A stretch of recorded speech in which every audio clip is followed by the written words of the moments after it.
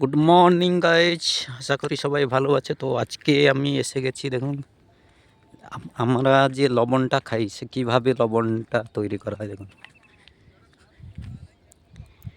এ পুরো acre acre কমসে কম 100 একরের উপরে আছে জায়গাটা। দেখুন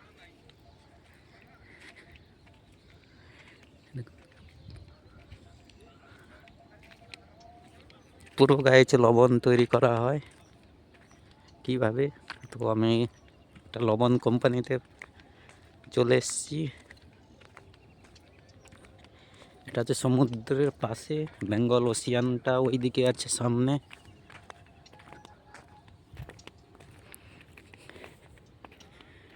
দেখুন গাইজ, এখানে এই এটারে ক্যানেলের জল আসে আর কি। এখানে কাঁকড়া মাছ প্রচুর হয়।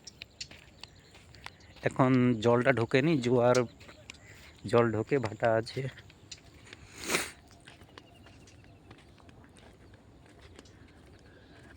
দেখুন গাইজ, পুরো কাজ হচ্ছে।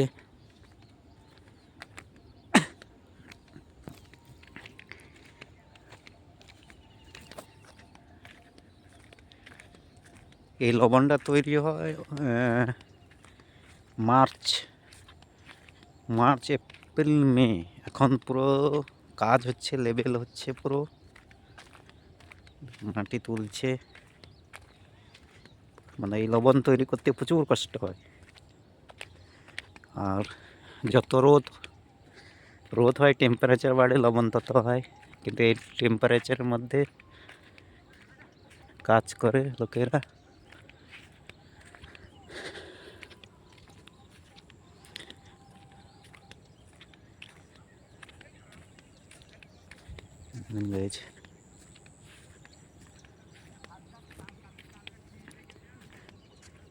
ওই জল আছে কেমনলি।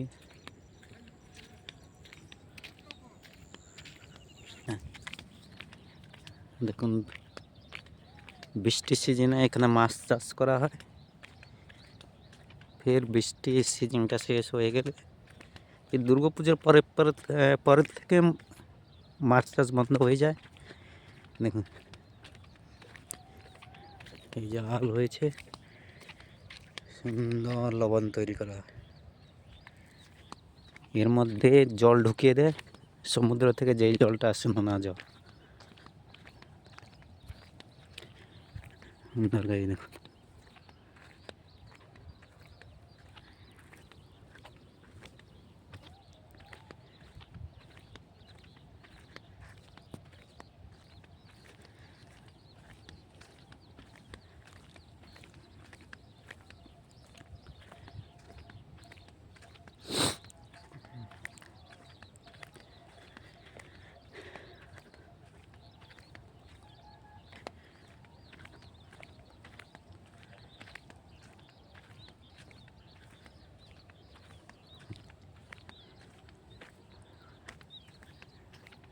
সুন্দর লবণ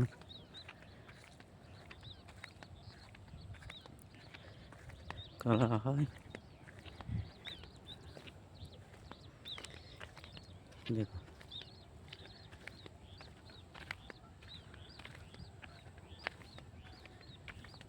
সুন্দর, এই দিকে মাঠে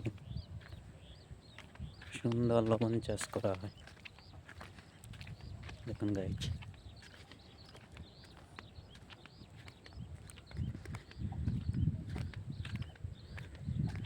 পুরো দেখুন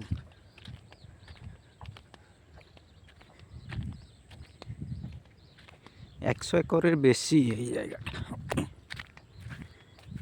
তো আমি সকালে সকালে চলে এসেছি। এইখানে বেঙ্গল ওখানে জল ঢুকে, নোনা জলটা ঢুকে।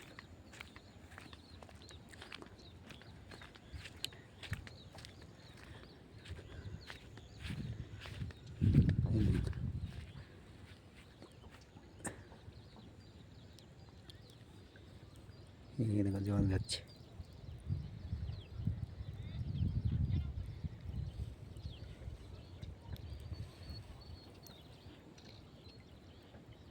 আই থিঙ্ক এই গাছগুলো হচ্ছে ম্যানগ্রোভের ছোট ছোট গাছ মনে হচ্ছে, সেটা আমি জানি না। ম্যানগ্রোভ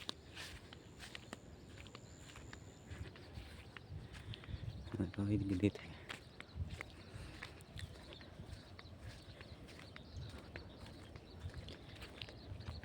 সুন্দর। এর মধ্যে প্রচুর কাঁকড়া থাকে জল উঠলে। এই দেখেন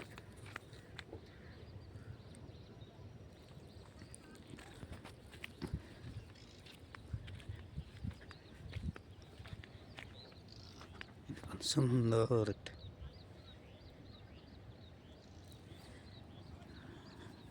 চলো কীভাবে লবণ তৈরি করে নেক্সট ভিডিওতে আবার একদিন এসে আমি ভিডিও করে যাব। তো আজকের মতন টাটা, সবাই ভালো থাকো।